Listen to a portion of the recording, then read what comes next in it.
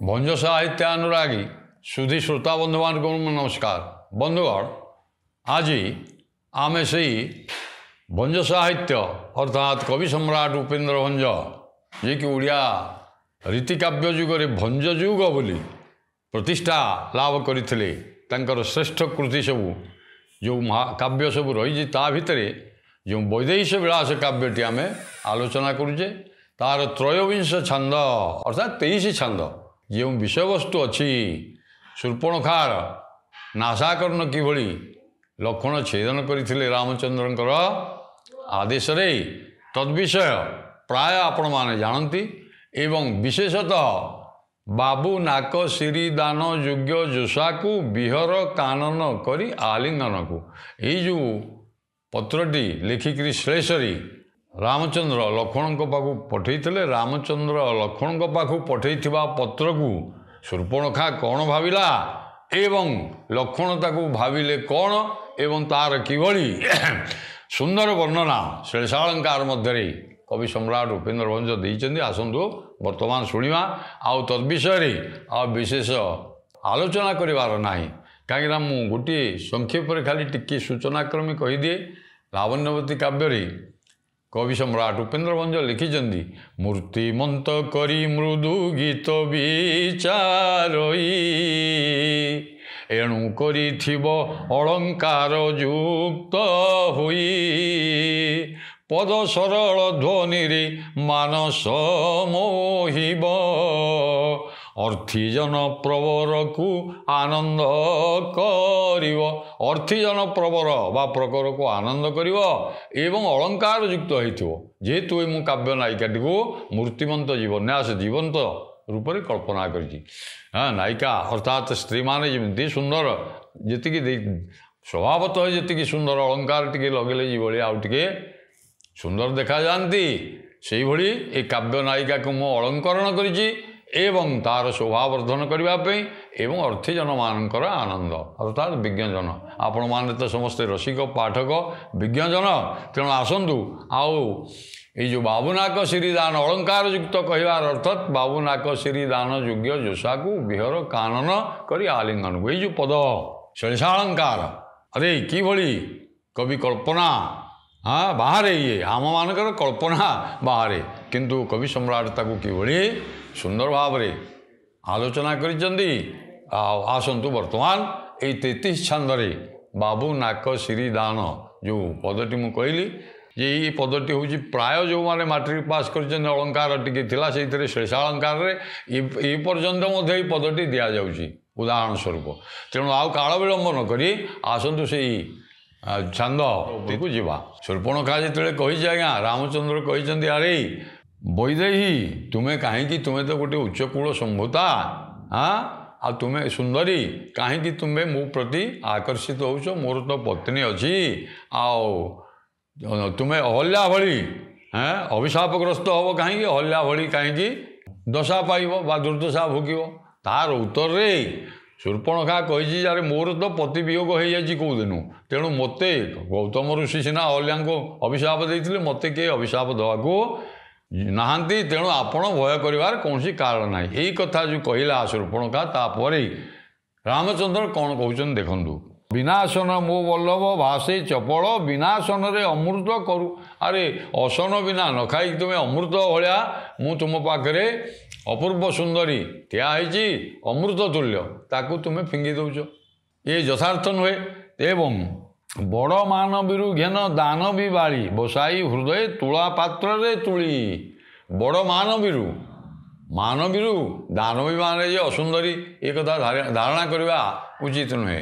बड़ मानवीरु घेन दान भी बाड़ी मानवीरु दान भी बाड़ी को बड़ बोली विचार कर तुम्हें एवं देखो के सुंदर भाव में कही बसाई हृदय तुला पात्र आपण हृदय रूपक तुला पात्र रे तुलना कले जानीपर जे आपणकर जो सुंदरी सीता ये पत्नी ग्रहण कर सी अधिक सुंदरी ना मु सुंदरी मु दान भी हेले ताठार अधिक सुंदरी यही कथा शूर्पणखा कहूँ अर्थात जी प्रणय हाँ पाशरे आबद्ध करने चाहिए पुरुष को से निश्चित भाव में श्लेषात्मक कथा से ही कह एणु पुणी कवि ବର୍ଣ୍ଣନା କରିଛନ୍ତି।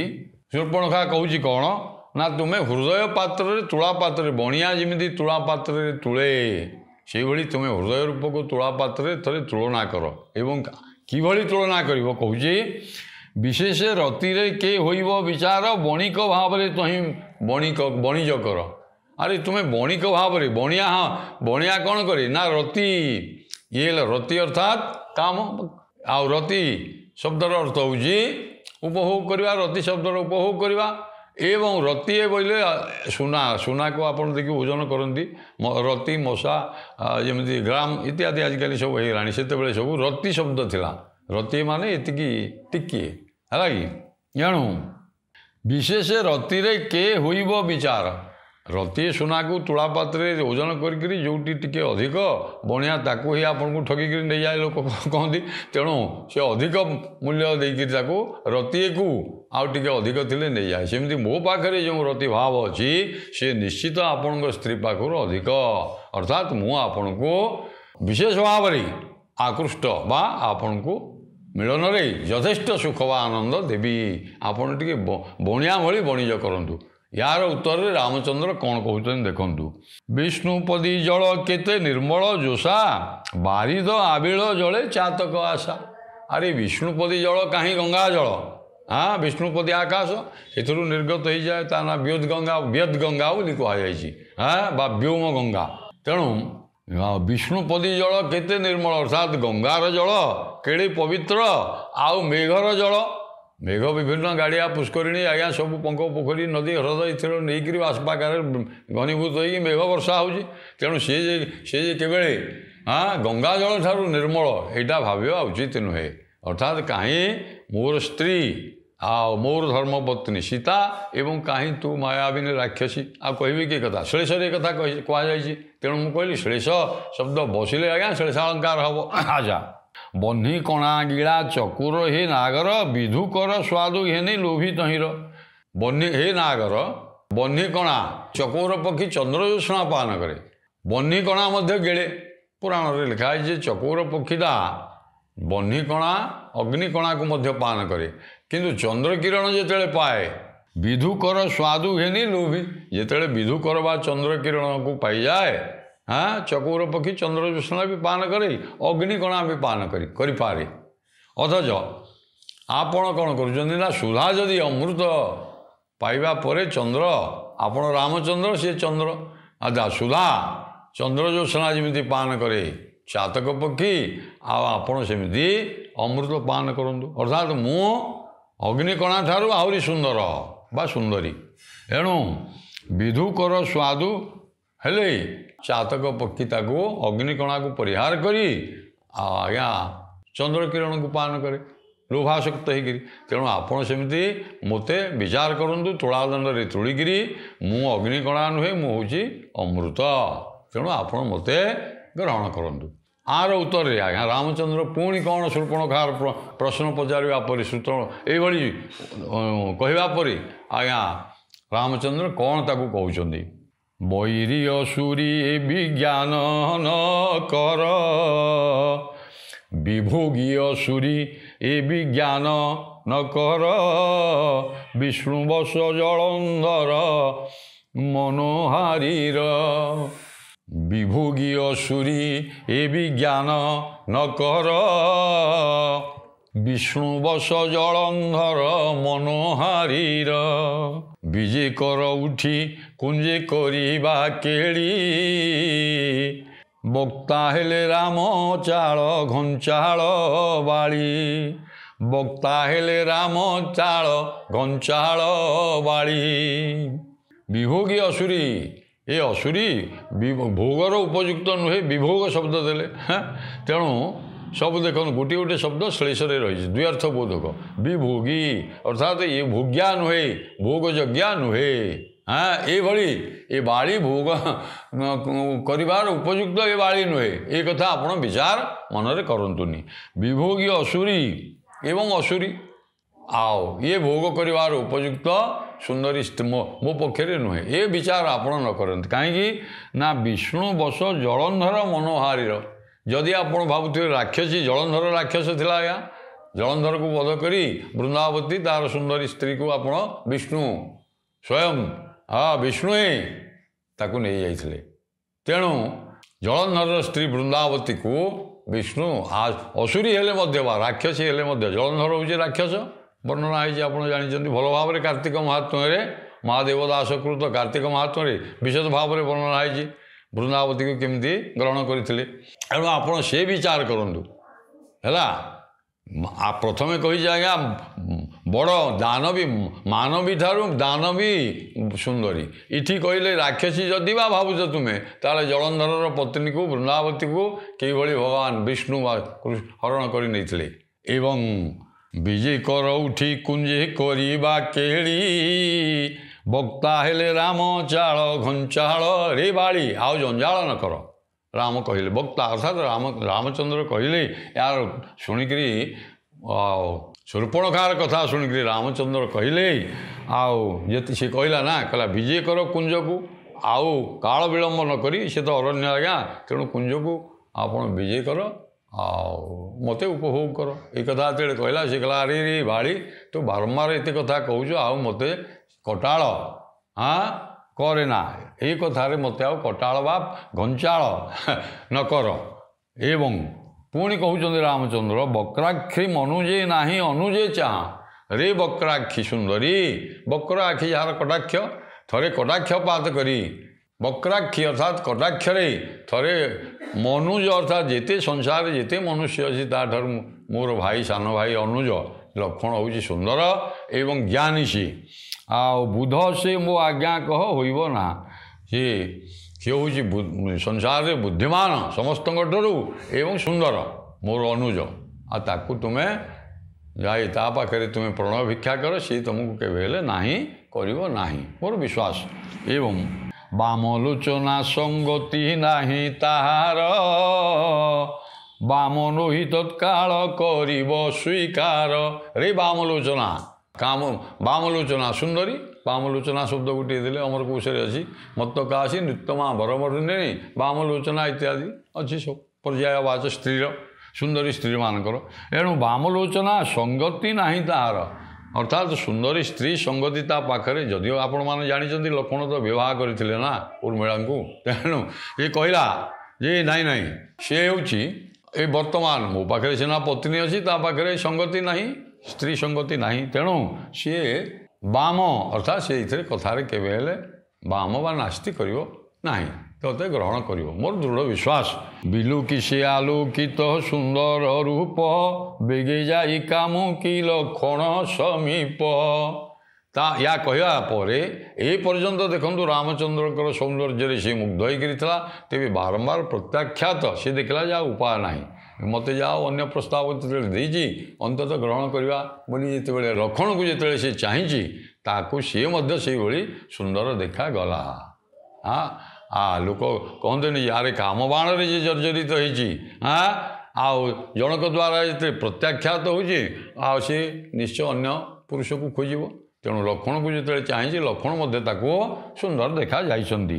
ବେଗେ ଯାଇ କାମୁକି ଲକ୍ଷ୍ମଣ ସମୀପ ବିନୟ ହୋଇ ନିକଷାତ ନଈ କହି ବକ୍ତବ୍ୟ ତରୁଣ ରାମ ସେବକ ମୁହିଁ ଏ ନିକଷାତ ନଈ ଶୂର୍ପଣଖା ଯେତେବେଳେ କହିଛି ମୋତେ ଗ୍ରହଣ କର ସେ କହିଲେ ରେ ସୁନ୍ଦରୀ ମୁଁ ହେଉଛି ରାମଚନ୍ଦ୍ରଙ୍କର ସେବକ ସାନ ଭାଇ ମୁଁ ରାମଚନ୍ଦ୍ରଙ୍କର ସେବକ ଏବଂ ବ୍ରହ୍ମାଣ୍ଡେ ଏକ ରାଜଭଗ୍ନୀ ହେବ କି ବିହୁ ଭୂମି ଚାଷ ଜାତ କନ୍ୟା ସେବକୀ ଆରେ ତୁମେ ଥରେ ଭାବ ମୁଁ ରାମଚନ୍ଦ୍ରଙ୍କର ସେବକ ଏବଂ ସିଏ ହେଉଛନ୍ତି ସୀତାଙ୍କୁ ଯିଏ ବିବାହ କରିଛନ୍ତି ସିଏ ହେଉଛି ଭୂମିରୁ ଜାତ କନ୍ୟା ତେଣୁ ବ୍ରହ୍ମାଣ୍ଡେ ଏକ ରାଜଭଗ୍ନୀ ତୁମେ କହୁଛ ବ୍ରହ୍ମାଣ୍ଡରେ ବ୍ରହ୍ମାଣ୍ଡରେ ଯିଏ ରାଜା ଅର୍ଥାତ୍ ତ୍ରିପୁର ବିଜୟୀ ରାବଣ ତାର ତୁମେ ଭଗ୍ନୀ ଆଉ ତୁମେ ଶୂର୍ପଣଖା ଆଉ ରାବଣର ଭଗ୍ନୀ ଉଚ୍ଚକୂଳ ସମ୍ଭୂତା ହେଇକିରି ଗୋଟିଏ ଭୂମିରୁ ଜାତ